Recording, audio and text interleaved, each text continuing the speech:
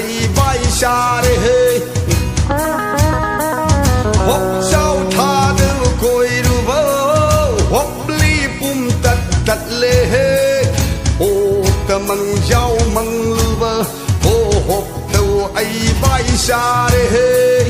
kalak pi magi wa khalda kalak pi magi wa khalda gitar kan na sem li ngai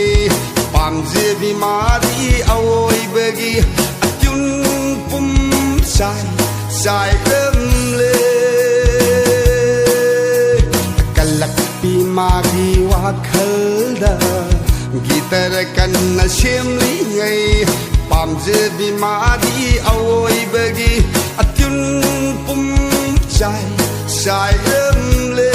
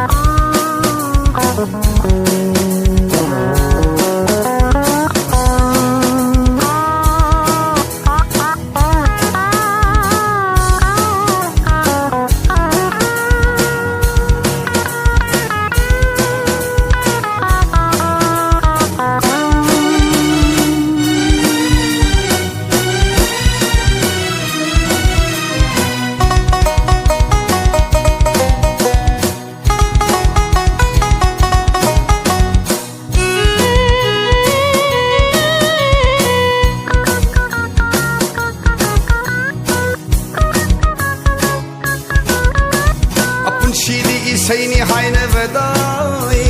shuna nungsibani shona vadai athoi bakalani khan vadai ngaude bulai telam nabdai apun shidi sayni haina vadai shuna nungsibani shona vadai athoi bakalani khan vadai ngaude bulai telam nabdai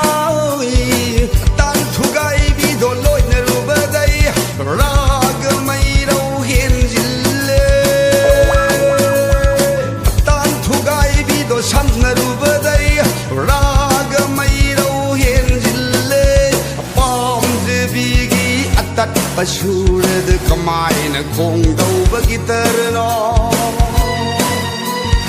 Omzbi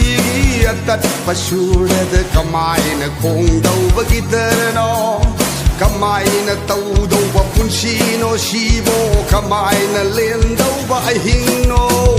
hop sao tha du koi ru ba hop li pum tat tat le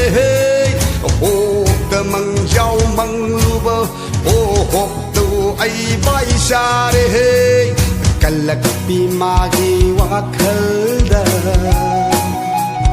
kalak pi magi wa khalda gitar kan na sem li ngai pam je bi mari oi bagi atyun pum sai sai ram le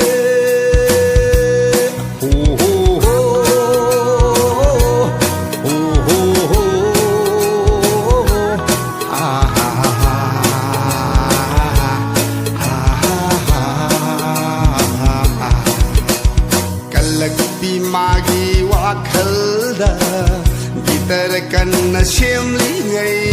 pam je bi mari oi bagi atyun pum sai sai